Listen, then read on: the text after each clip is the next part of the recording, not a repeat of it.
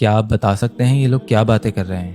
И Донецкие, и Луганские, и наши силы спецоперации. Es ist speciale Machten, die later die Kommando genommen. 我从小在这里生活，也在这里念书。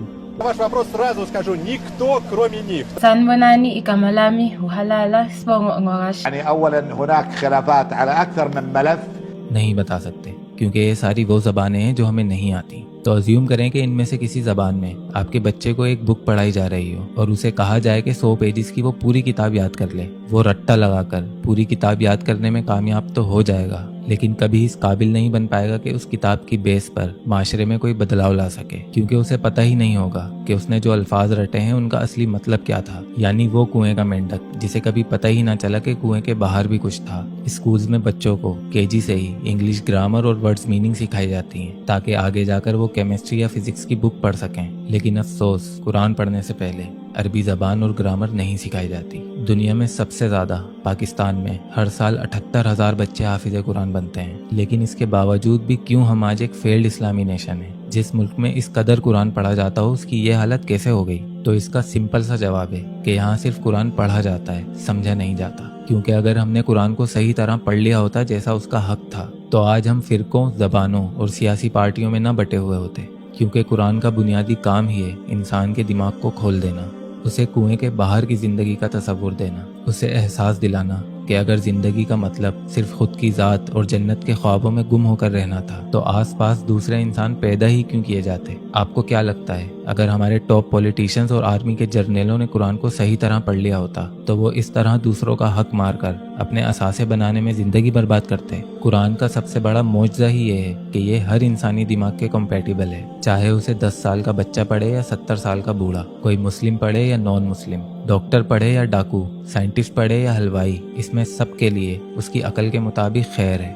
Quran इंसानी दिमाग को खोल कर रख देता है। तो अगर आपके मौलाना साहब आपको डायरेक्ट कुरान पढ़ने से रोक रहे हैं तो वो इसीलिए है कि वो डरते हैं कि कहीं अगर आपका दिमाग खुल गया तो आपका हाथ उनके गिरबान पर होगा। हम अपनी जन्नत की लालच में बच्चों को हाफिज़ कुरान बना तो देते हैं, लेकिन इससे उसके किरदार और तबीयत पे कोई फ़र्क नहीं पड़ता जिससे वो इस माशरे में कोई तब्दीली ला पाता। उसे कुरान की हर एक आयत याद तो हो जाती है, लेकिन उससे इस दुनिया को बस उतना ही फ़ायदा पहुंचता है जितना एक 4 साल के बच्चे का मेहमानों के सामने ट्विंकल ट्विंकल लिटिल स्टार पढ़ने से पहुंचता है। तो बस आप इस एजाज़ से सिर्फ दुनिया में ही वाहवाही ले सकते हैं, क्योंकि अल्लाह तो सब जानता है। लॉजिक और मैजिक के बीच में बहुत ही बारीक सी लाइन होती है जिसे पहचानने के लिए अल्लाह ने कुरान को हमारी आंखें बनाकर भेजा है। हम सिर्फ कुरान के टेक्स्ट यानी अरबी ज़बान को मुकद्दस समझते हैं और उसकी फजीलत बस यहीं तक महदूद रखते हैं कि उसके औराकों से तावीज़ बना लिए जाएं, पानी पढ़कर दम कर दिया जाए, मुश्किल में आयतुल कुर्सी पढ़ ली जाए, मुर्दे की जान निकल रही हो तो यासीन पढ़ ली जाए। लेकिन असल जादू तो उन आयतों के मतलब में छुपा है जिसे कोई ढूंढना नहीं चाहता।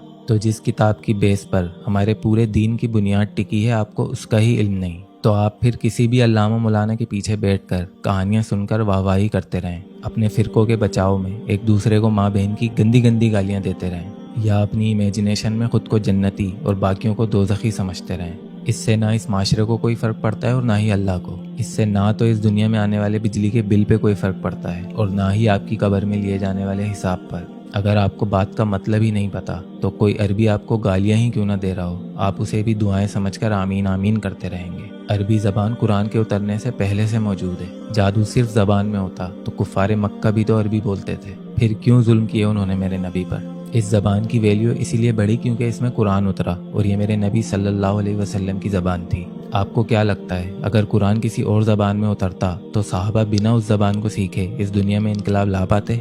नहीं, आप सल्लल्लाहु अलैहि वसल्लम पहले उनको वो ज़बान सिखाते और फिर कुरान सिखाते। तो वैल्यू अरबी ज़बान की नहीं बल्कि उस ज़बान में उतरे कुरान के अल्फाजों के मतलब की है, जिसमें कायनात के वो राज छुपे हैं जिन्हें डिकोड कर नॉन मुस्लिम्स आज तरक्की कर रहे हैं। और हम अपने बच्चों को ज़ोर ज़बरदस्ती डंडे के ज़ोर पर हाफिज़े कुरान बनवाकर अपनी जन्नत सीधी करने में लगे हुए हैं। किसी आम किताब को भी आप बिना मतलब के रट्टा लगाकर पढ़ें तो दुनिया आपको बेवकूफ़ कहेगी। तो हम तो तारीख़ इंसानियत के सबसे कीमती और नायाब लिटरेचर के साथ ऐसा कर रहे हैं। तो क्या असल गुस्ताख़ रसूल हम खुद नहीं हैं?